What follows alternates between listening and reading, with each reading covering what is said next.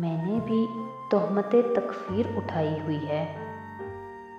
एक नेकी मेरे हिस्से में भी आई हुई है। मेरे कांधों पे धरा है कोई हारा हुआ इश्क। यही कठड़ी है जो मुद्दत से उठाई हुई है।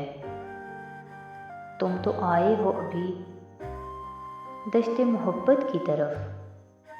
मैंने ये ख्वाब बहुत पहले उड़ाई हुई है।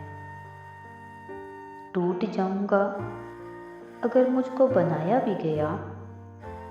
कोई शय ऐसी मेरी जान में समाई हुई है। सर्द महरी के इलाके में हूँ मसरूफ़े दुआ।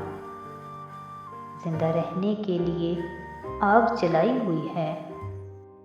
किस्सा गो अब तेरी चौपाल से मैं जाता हूँ। रात भी भीग चुकी नींद भी आई हुई है।